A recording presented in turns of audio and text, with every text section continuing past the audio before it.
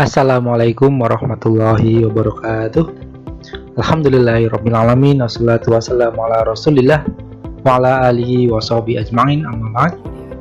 Anak-anak sekalian kelas 7 yang kami sayangi dan banggakan, melanjutkan materi kita mata pelajaran IPS. Pada pertemuan yang selanjutnya kita akan membahas tentang peta. Kemarin juga sudah kita bahas tentang apa itu pengertian peta, jenis-jenis peta, manfaat peta, dan sebagainya. Pada kali ini kita akan bahas tentang isi dari peta. Kita akan mulai dari syarat-syarat dan komponen pada peta. Yang pertama, conform, artinya bentuk-bentuk daerah bidang daerah yang digambarkan pada peta harus sama atau sesuai dengan bentuk bidang pada aslinya. Kemudian yang kedua, ada ekuivalen, artinya perbandingan luas bidang digambarkan pada peta harus sesuai dengan luas bidang pada aslinya perbandingannya. Dan yang ketiga, equidistant, artinya perbandingan jarak yang digambarkan di peta harus sesuai dengan perbandingan jarak sesungguhnya di permukaan bumi. Dan yang keempat, peta yang harus dibuat harus jelas dan tidak membingungkan. Yang kelima, penyajian data pada peta harus mudah dimengerti maknanya. Itulah 5 syarat dari peta. Yang pertama ada conform, ada equivalent, ada equidistant, kemudian peta yang dibuat harus jelas. Yang kelima, penyajian data pada peta harus mudah dimengerti maknanya. Yang terakhir, peta bentuknya harus menarik, bersih, dan rapi. Itulah syarat-syarat dan komponen daripada peta.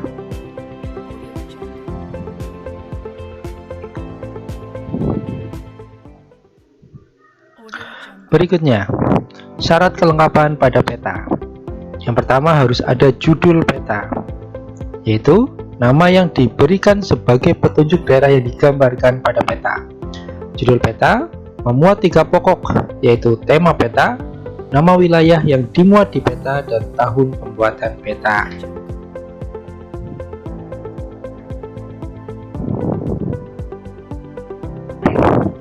Syarat kelengkapan pada peta berikutnya adalah garis astronomis.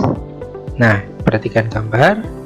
Garis astronomis itu nanti dibagi menjadi 2. Ya, garis astronomis itu apa? Garis astronomis adalah garis hayal pada peta yang terdiri dari garis lintang atau garis horizontal. Ini garis horizontal, dan garis bujur atau garis vertikal yang ke atas, yang berfungsi sebagai garis koordinat.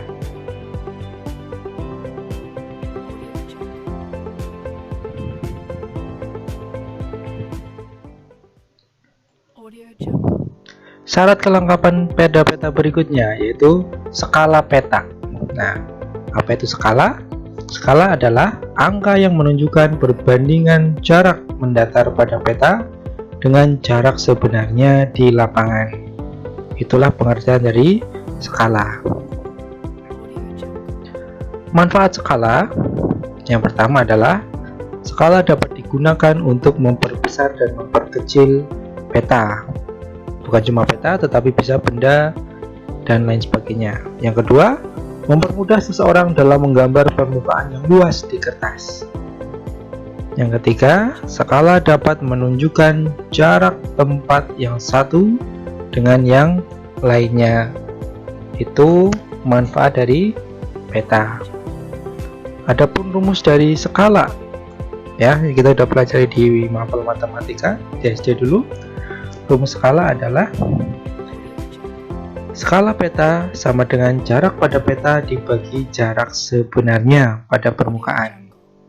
Itulah manfaat dan rumus skala dari peta.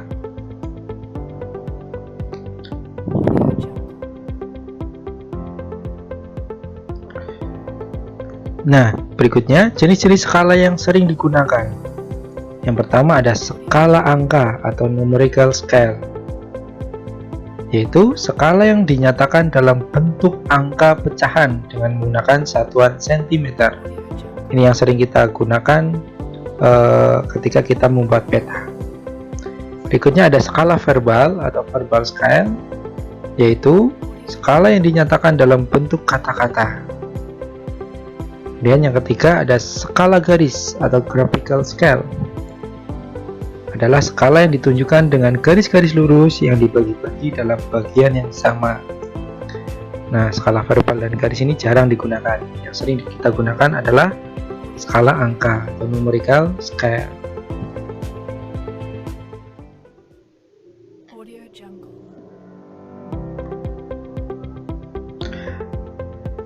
Berikutnya, syarat kelengkapan pada peta berikutnya adalah tanda arah angin atau orientasi. Nah, jika kita membuat peta harus jelas arahnya bagaimana, kemudian alurnya bagaimana. Jangan sampai kita membuat peta tanpa arah. Biasanya arah atas itu adalah merupakan arah utara dan bawah adalah arah selatan. Nah, bisa kita lihat di situ biasanya gambar arah angin atau arah mata angin yang wajib ada di peta. Tanda arah atau orientasi adalah petunjuk arah mata angin. Petunjuk ini boleh diletakkan di bagian mana saja. Jadi yang namanya tanda arah atau orientasi adalah petunjuk arah mata angin. Fungsinya adalah menunjukkan arah pada peta agar tidak membingungkan sesuai dengan syarat peta yang pertama kita bahas tadi. Syarat kelengkapan berikutnya ada simbol peta. Nah, itu ada simbol titik, simbol garis, simbol area, simbol warna, dan masih banyak simbol-simbol yang lain. Simbol peta adalah suatu gambar atau tanda yang mempunyai makna atau arti. Biasanya terdapat pada peta untuk mengartikan daerah-daerah mana yang perlu diartikan.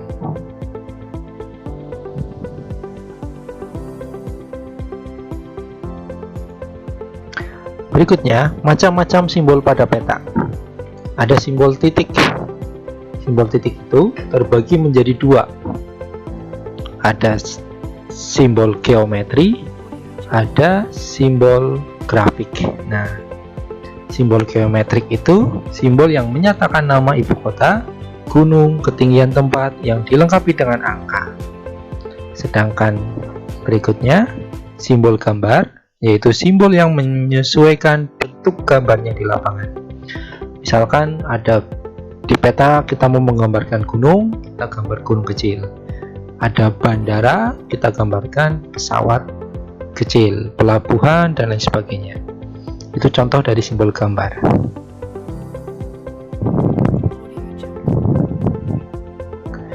Berikutnya, macam-macam simbol pada peta. Yang kedua ada simbol garis. Nah, simbol garis bisa kita lihat pada gambar.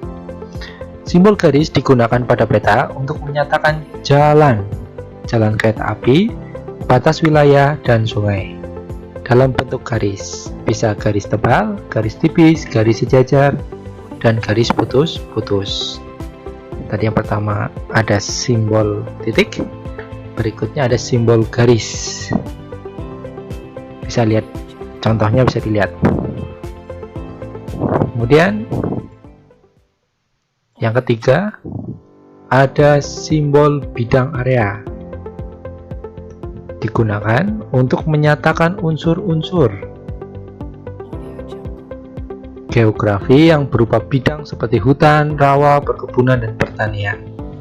Bisa kita lihat contohnya di situ ada simbol wilayah perairan, rawa, penggalian pasir, perikanan, hutan, kebun kelapa, kebun tembakau, kemudian wilayah perkebunan, dan masih banyak lainnya.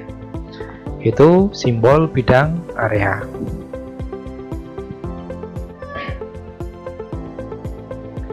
Berikutnya, macam-macam simbol pada peta berikutnya yang keempat adalah simbol aliran, dapat digunakan untuk menyatakan alur atau gerak.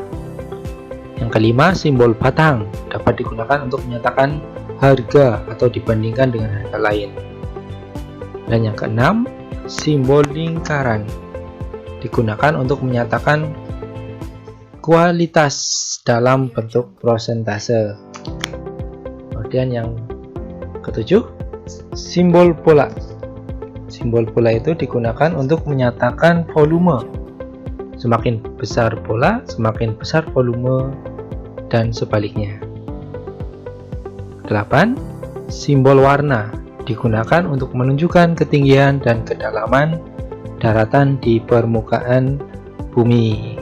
Misal, ada warna biru biasanya untuk simbol perairan, kemudian hijau untuk dataran rendah, kuning dataran tinggi, coklat pegunungan, merah gunung berapi, dan lain sebagainya.